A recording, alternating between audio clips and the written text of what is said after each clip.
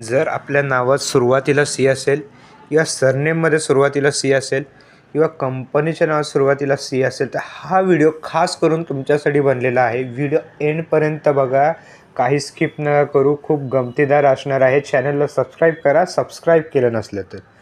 C म्हणलं की गुरुचा letter येतो. गुरु म्हणलं की ज्ञानी, हुशार ही लोक उत्तम ॲडमिन बनतात. यांना हमाली काम चालत नाही. हे खूप क्रिएटिव्ह लोक असतात. यांना बऱ्याच गोष्टींची माहिती असते.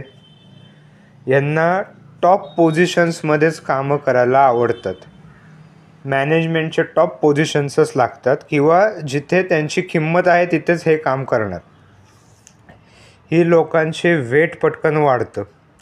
सीवाले असे नॉर्मल बॉडी टाईपमध्ये नसतात. एकतर खूप बारीक असतील ना तर एकदम खूप जाड असतील. या लोकांना ना सिक्रेट्स ठेवता येत नाहीत. त्यांना त्यांच्या जागेच्या एन्व्हायरमेंटनी खूप फरक पडतो. यांनी एक डिसिप्लिन फॉलो करावं, एक शेड्यूल फॉलो करावं आणि एक स्वतःचे नियम बनवावे. खूप बडबडे असतात. यांनी लाल कपडे घालावे गुरुवारी. यांच्यात बोलण्याची कला खूप चांगली आहे. खूप बडबडे असतात.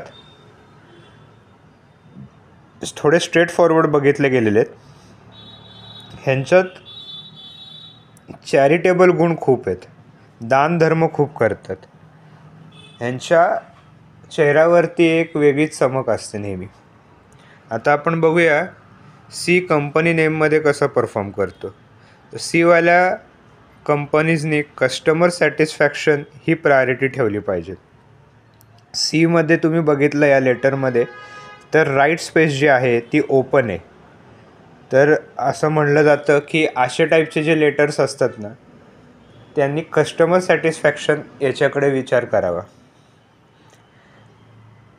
या कंपन्या आपल्या एम्प्लॉईसाठी खूप स्ट्रिक्ट असतात आणि जर वेळेवरती आलं नाही तर तिथे खूप आरडाओरडा होतो आणि पटापट एम्प्लॉईजला हे काढतात पण. एज्युकेशनल इन्स्टिट्यूटसाठी सी लेटर चांगलं परफॉर्म करतं. एखादी कापडाची कंपनी असेल तर तिथेही सीचा चांगला प्रभाव आहे.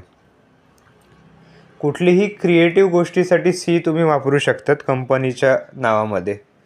एक्झाम्पल म्हणून सांगतो की यूट्यूबचे आजकाल पॉडकास्ट चॅनल खूप बनतात तर तिथे सी खूप चांगला परफॉर्म करतो. ही माहिती तुम्हाला कशी वाटली जरूर सांगा. चॅनलला सबस्क्राईब करा.